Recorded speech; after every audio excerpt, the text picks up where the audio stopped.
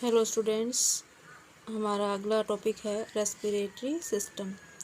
इससे पहले हमने पढ़ लिया था नर्व सेल्स के बारे में और अभी हम पढ़ेंगे रेस्पिरेटरी सिस्टम। तो रेस्पिरेटरी सिस्टम क्या होता है? This system includes nose, wind pipe and lungs. तो हमारा जो रेस्पिरेटरी सिस्टम है उसके में कौन कौन से पार्ट होते हैं? नोज होता है, विंड पाइप होता है और लंग्स होते हैं। We breathe with the help of our lungs. तो हम ब्रीदिंग किसकी हेल्प से करते हैं? लंग्स की हेल्प से करते हैं। Our lungs are like 2 bags inside our chest. तो हमारी चेस्ट कैविटी में ये 2 हमारे लंग्स हैं, ये बिल्कुल एक बैग की तरह, बैग की स्ट्रक्चर की तरह होते हैं। तो इस तरीके से हमारे पास ए पेयर ऑफ लंग्स होते हैं जो कि हमारी ब्रीदिंग में हेल्प करते हैं। When we breathe in we take in air through our nose. तो जब हम ब्रीद इन करते हैं यानी जब सांस अंदर लेते हैं तो हवा जो है वो हमारी नोज के थ्रू अंदर जाती है। This air travels down the wind pipe and reaches the lungs. तो ये जो हवा जो हमारे नोज की तरफ से एंटर करती है, ये नोज से अंदर आते हुए ये हमारा विंड पाइप है, विंड पाइप में से होती हुई ये हवा कहाँ पहुँच जाती है? दोनों लंग्स के पास पहुँच जाती है। The lungs now fill up with air. जैसे ही हम ब्रीद इन करते हैं तो जो एयर है वो लंग्स तक पहुँचेगी, तो जो लंग्स है उनका साइज बढ़ जाता है, यानी चेस्ट कैविटी जो है वो एक्सपेंड हो जाती है, फैल जाती है।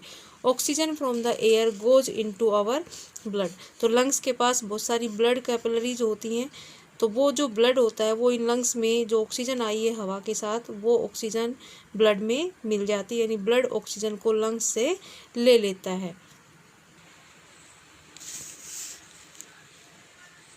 व्हेन यू ब्रीद आउट, जब आप सांस बाहर छोड़ते हो, the impure air goes out of your lungs.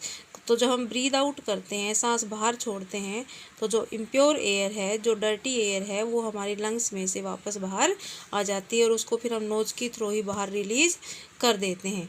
This impure air travel up the wind pipe and comes out through the nose. यानी जिस रास्ते से एयर अंदर गई थी उसी रास्ते से एयर जो है वो बाहर आ जाती है through the nose.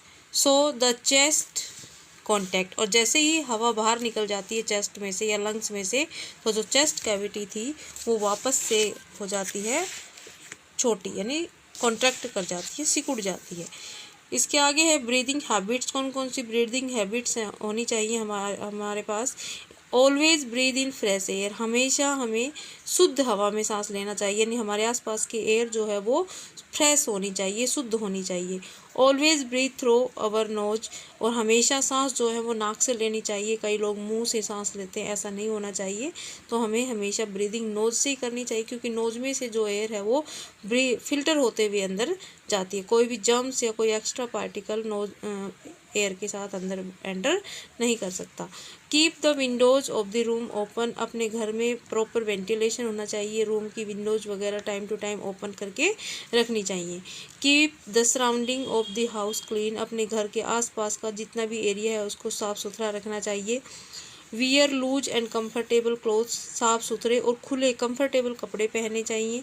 Play and exercise in the open everyday. बाहर खुले में रोज़ एक्सरसाइज करनी चाहिए और आउटडोर गेम्स भी खेलने चाहिए। Always keep a hanky on your nose and mouth if air contain dirt, smoke और जम्स। और अगर आप किसी ऐसी जगह पर है जहाँ की एयर प्योर नहीं है, जहाँ पर बहुत सारी स्मोक है, जम्स हैं, तो अपने नोज़ के ऊपर आप एक हैंकी रख सकते हैं और फिर ब्रीदिंग कर सकते हैं। तो बच्चों, ये था हमारा रेस्पिरेटरी सिस्टम और रेस्पिरेटरी सिस्टम से जुड़ी हुई ब्रीदिंग हैबिट्स। नेक्स्ट वीडियो में हम पढ़ेंगे डाइजेस्टिव सिस्टम। तो आप सभी लोग वीडियो को पूरा देखें, चैप्टर को अपनी बुक में से भी पढ़ें। Thank you for watching.